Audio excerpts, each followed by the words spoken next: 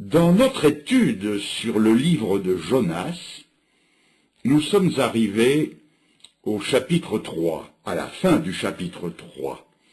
Je lis le verset 10.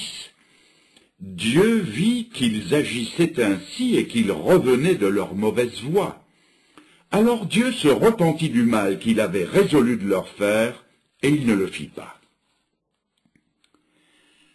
Encore 40 jours s'était écrié Jonas.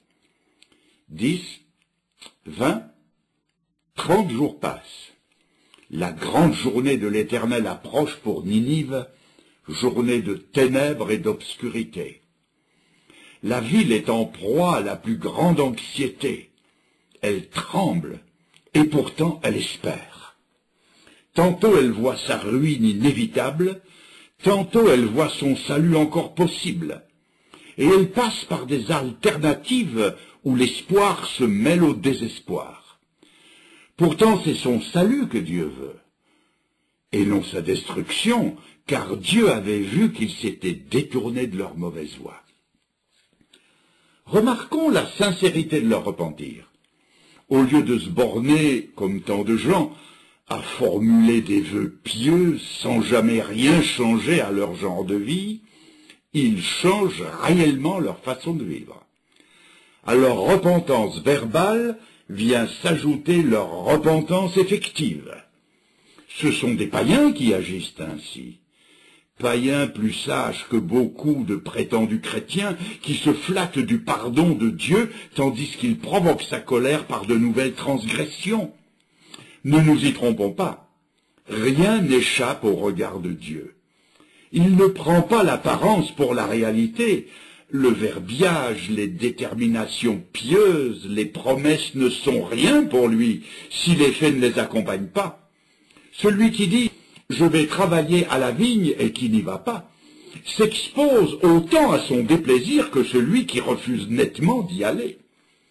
C'est au cœur et aux actes que Dieu regarde et non pas aux paroles. Mais quand l'homme est sincère, le nom de cet homme fût-il Akab ou même Manassé, le plus mauvais roi de tous les mauvais rois d'Israël, Dieu suspend alors ses jugements. Dieu voit la douleur de Ninive, sa miséricorde est émue, et il ne trouve plus en lui la force de frapper. Nul spectacle ne l'intéresse comme celui de la repentance de sa créature. Rien ne désarme aussi sûrement son courroux que la repentance. Aussitôt que le père voit son fils prodigue reprendre le chemin de la maison paternelle, il vole à sa rencontre et le serre dans ses bras. L'aube du 40e jour se lève sur Ninive. En principe, c'est la dernière aube. Ninive sera-t-elle rayée de la carte du monde?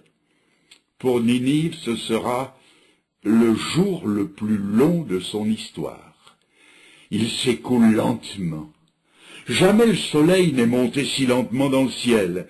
Jamais il n'a été si long à descendre. Sera-ce le dernier crépuscule? Nul signe de colère du ciel ne paraît. Le jour se termine enfin. Dieu n'a donc pas dédaigné sa repentance. Ninive va trouver grâce devant lui.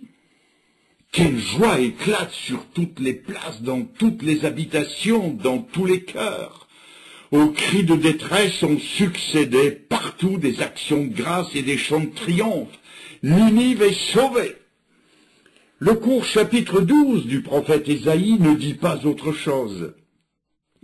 Je te loue, ô Éternel, car tu as été irrité contre moi. Ta colère s'est détournée et tu m'as consolé.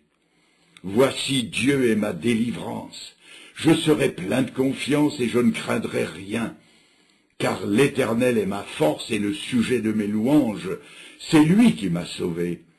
Vous puiserez de l'eau avec joie aux sources du salut, et vous direz en ce jour-là, louez l'Éternel, invoquez son nom, publiez ses œuvres parmi les peuples, rappelez la grandeur de son nom, célébrez l'Éternel car il a fait des choses magnifiques, qu'elles soient connues de toute la terre, poussez des cris de joie et d'allégresse.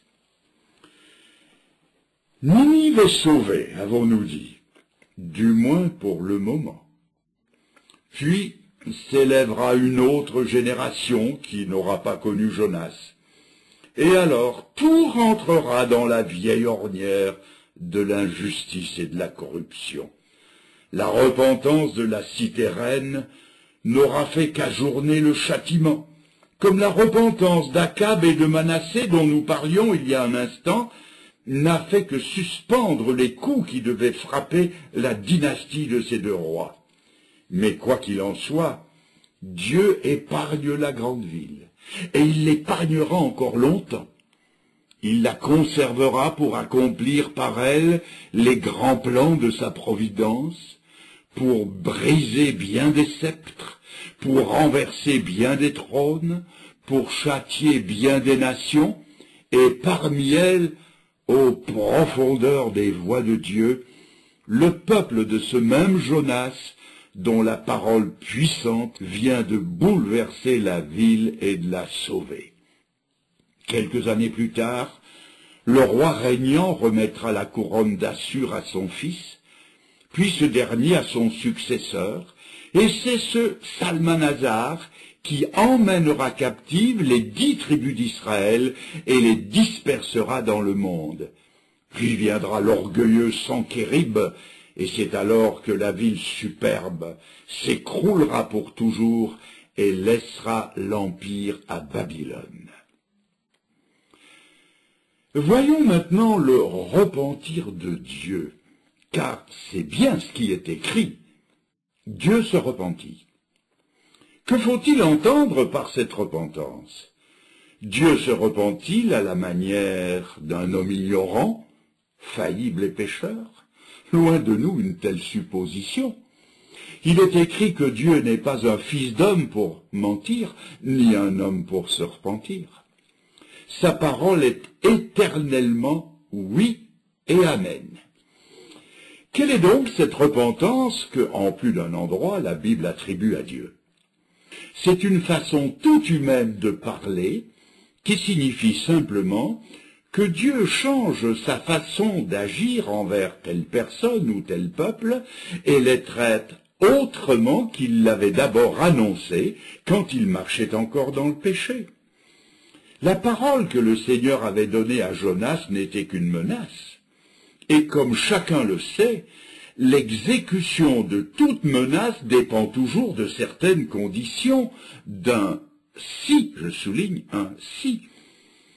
Dans le cas qui nous intéresse, cela sous-entendait nettement encore 40 jours si Ninive ne se repent pas. Il ne s'agissait pas d'un arrêt irrévocable, absolu, final. Pourquoi Dieu a-t-il envoyé Jonas vers les Ninivites, sinon pour les avertir? Et pourquoi leur a-t-il laissé 40 jours de délai, si ce n'était pour leur donner le temps de s'humilier? C'est d'ailleurs ainsi qu'ils ont pris le sursis de Dieu. S'il en avait été autrement, ils n'auraient pas même tenté de se détourner par leur repentir de la colère de Dieu. Et la fin du livre nous prouve sans réplique que la parole de Jonas n'avait été qu'une menace. Comprenons-nous bien, non pas une menace à la façon des parents d'aujourd'hui qui promettent toujours la fessée à leurs enfants sans jamais la leur donner, car Dieu ne parle jamais en vain et il ne menace pas non plus en vain. Le jugement serait infailliblement tombé sur eux s'ils n'avaient changé leur attitude envers Dieu. Je me suis laissé dire que les cabines des voyageurs de l'espace sont peintes en blanc d'un côté et en sombre de l'autre. On sait que le noir absorbe les rayons chauds du soleil, tandis que le blanc les repousse. Les spationautes maintiennent une température supportable en présentant au soleil une ou l'autre face de leur cabine. Le soleil, lui, ne varie pas, mais ses effets varient selon les côtés qui lui sont exposés. De même, dans le repentir de Dieu, s'il y a un changement, c'est chez l'homme et non chez Dieu. Sa manière d'agir envers nous se modifie nécessairement d'après notre conduite envers lui. Ce sont les rebelles et les endurcis que Dieu frappe, mais sa colère se fond devant les cœurs brisés. Si donc Dieu est prompt à pardonner de si grandes offenses, que faut-il répondre à ceux qui, citant l'exemple de Ninive, affirment que Dieu est trop bon pour punir éternellement ses créatures, et que s'il agite la menace du jugement à venir, c'est uniquement pour nous donner la frousse du mal? Ce ne serait dès lors qu'une histoire de loup-garou de père Fouettard. Celui qui tiendrait de pareils raisonnements se séduirait lui-même. Si Dieu est parfaitement bon, il faut se souvenir qu'il est parfaitement saint, parfaitement juste et vrai, et que ses menaces, comme ses promesses, ne manqueront pas de s'accomplir. Vous ne pouvez pas ébranler ses jugements sans compromettre ses promesses. Ce serait alors décider arbitrairement que telle parole de la Bible est vraie et que telle autre ne l'est pas. Sur ce point, emboîterions-nous le pas au néo-évangélisme barthien qui voudrait que la Bible n'est parole de Dieu pour moi que lorsqu'elle me parle? Si les Ninivites n'avaient pas pris garde à la menace de Dieu, n'aurait-elle pas été pour autant parole de Dieu? La voix de l'Éternel à son serviteur Ézéchiel n'était-elle pas « qu'il l'écoute ou qu'il ne l'écoute pas, tu leur diras ». Mais répliquera-t-on « Ninive a été épargnée, la menace a été sans effet, mais Ninive s'est repentie ». Deux voix se font entendre en même temps à notre cœur. L'une est celle du serpent ancien qui, après avoir jeté le doute sur la parole de Dieu dans le cœur d'Ève, « Dieu a-t-il réellement dit que vous mourrez ?» lui a ensuite ouvertement nié cette parole, « Vous ne mourrez nullement ». L'autre voix est celle du Maître qui nous aime assez pour nous dire « Si vous ne vous convertissez, vous périrez pareillement ». Laquelle de ces deux voix voulez-vous écouter? Laissez-moi vous répéter. La conversion ou la mort. Telle est la seule alternative que Dieu place devant nous. De deux choses l'une. Se repentir comme Ninive ou périr. Eh bien, périssez en répétant « Dieu est bon, Dieu est bon, Dieu est bon ». Il est trop bon pour perdre ses créatures. Mais Dieu n'est pas dupe de cet hypocrite hommage rendu à sa bonté. Il sait que ce n'est là qu'une commode excuse inventée pour se calmer la conscience à peu de frais et pour vivre plus librement dans le péché et braver plus à l'aise ses jugements. Le moment est venu d'exprimer une pensée très importante. La voix qui nous dit au travers de la deuxième épître de Pierre « Humiliez-vous sous la puissante main de Dieu afin qu'il vous élève au temps convenable », cette voix-là, c'est celle du Père. Mais il y a une autre voix qui souffle à notre oreille que, lassé de nos offenses, Dieu a élevé entre son cœur et le nôtre une infranchissable barrière.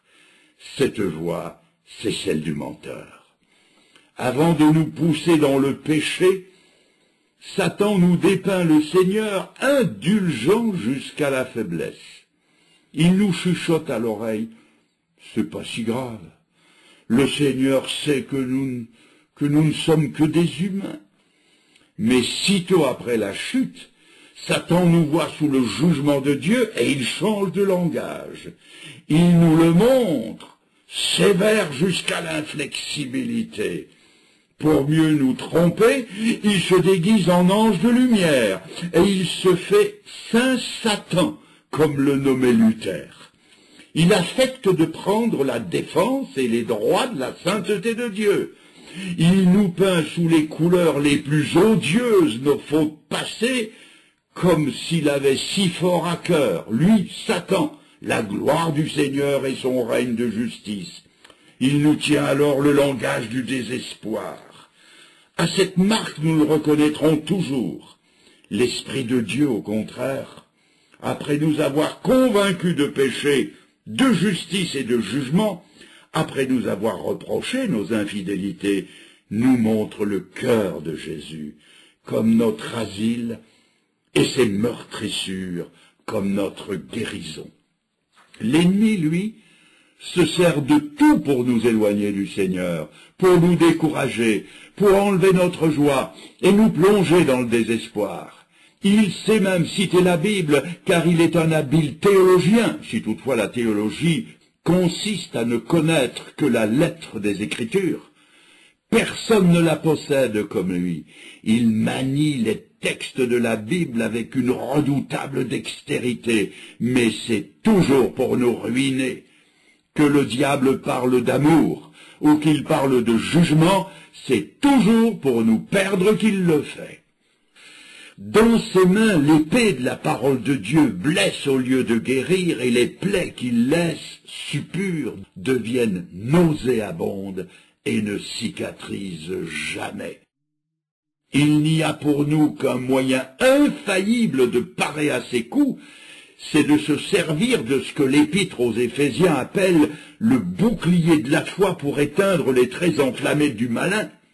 C'est à l'exemple du Seigneur Jésus de citer la parole de Dieu d'une manière droite et complète à celui qui nous attaque au nom d'une parole mutilée, tronquée, appliquée à faux.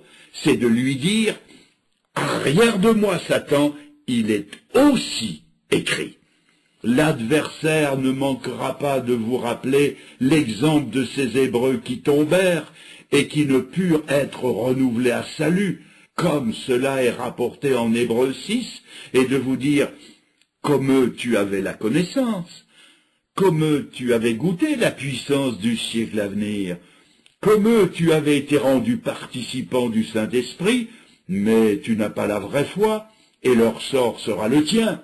Il n'y a plus de pardon pour toi parce que tu as péché volontairement. » Il ira même jusqu'à profiter d'un moment de dépression ou de mauvaise santé physique pour vous accuser d'avoir péché contre le Saint-Esprit et d'avoir ainsi commis le péché irrémédiable.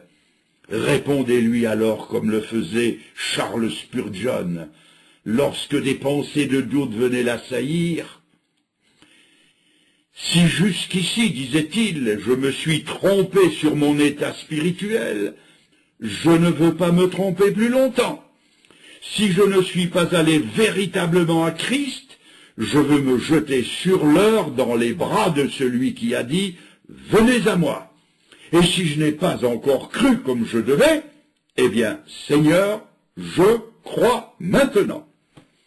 Aussi longtemps que l'ennemi vous montrera vos péchés, montrez-lui le sang qui les a lavés. Retournez contre Satan l'arme dont il se sert contre vous. Aussi longtemps qu'il dira « Dieu dans sa colère t'a rejeté », répondez-lui que le Seigneur n'éteint pas le lumignon qui fume. Il nous faut dire et redire « Non, on ne périt pas aux pieds du Seigneur. Ninive, la coupable, n'a pas péri. Saul de Tarse, pas davantage, pas plus que Marie-Madeleine, pourtant possédée de plusieurs démons. Il ne repousse personne, il l'a dit. Je ne mettrai pas dehors celui qui vient à moi. » Je cite de mémoire les paroles de Blaise Pascal. Jésus-Christ est un Dieu duquel on s'approche sans crainte et devant lequel on s'incline sans désespoir. Celui qui n'a pas dédaigné la repentance de Ninive, ni celle de Pierre le renégat, ni celle du brigand crucifié à ses côtés, mépriserait-il la nôtre? Dieu rejetterait-il des soupirs, une humiliation, une douleur, des larmes qui ne sont après tout que le fruit de sa grâce en nous? J'en appelle à votre raisonnement. Celui qui vole au secours de la brebis qui s'égare, se détournerait-il de celle qui le cherche? J'aime aussi retrouver dans la délivrance de Ninive une image de ce qui se passe dans une âme quand le salut de Dieu y descend. La joie de Ninive, mais c'est la joie du racheté, qui ne vient pas en jugement, mais qui est passé de la mort à la vie. Il n'y a plus aucune condamnation pour ceux qui sont en Jésus-Christ, nous dit l'apôtre Paul, sous l'inspiration du Saint-Esprit. Quelle allégresse s'est emparée de moi, lorsqu'après avoir tremblé sous le tonnerre du Sinaï, j'ai enfin compris que Jésus m'avait arraché à la malédiction de la loi, ayant été fait malédiction pour moi. Plus grand a été le danger encouru, plus ressenti a été la délivrance. Plus le péril nous asserrait de près, plus nous apprécions le salut. Ninive était au bord de l'abîme, quand soudain un arrêt du ciel la sauve. Quelle félicité, surtout quand l'âme sauvée voit en même temps l'enfer se fermer sous ses pas et le ciel s'ouvrir sur sa tête. Enfin, plus une délivrance est générale et englobe le plus grand nombre, plus vive et plus universelle est la joie qu'elle inspire. Rendez-vous compte, 2 millions de personnes, 2 millions d'hommes qui passent en un instant des affres de l'agonie morale à la certitude du pardon de Dieu. Une chorale de 2 millions de voix qui fait monter jusqu'au ciel un volume d'adoration comme jamais jusque-là les anges n'en avaient entendu. Le jour vient où cette scène sera dépassée. L'époque glorieuse du millénium verra un jour non plus un peuple, mais tous les peuples rescapés de la terre sortir de l'angoisse où l'Antichrist les aura plongés et acclamer d'une voix le Christ roi qui va régner sur le monde.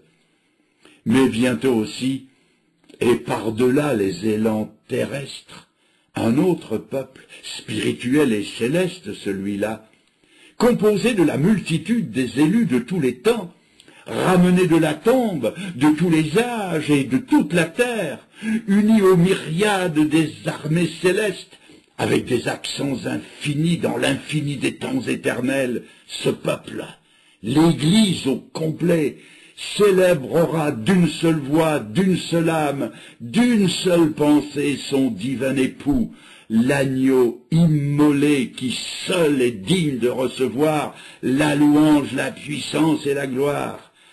Comme il avait bien compris cette vérité, l'auteur de ce cantique.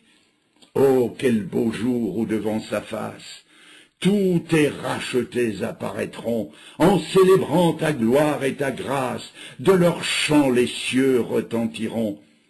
Puis au sein du vaste océan d'anges, nos cohortes déversent leurs flots, l'univers tremble au son des louanges, plus de combats, de pleurs, de sanglots, et le refrain dit « Nombreux comme le sable des plages, nombreux comme le sable des plages, oh que ce sera beau lorsque nous irons là-haut, aussi nombreux que le sable des plages. »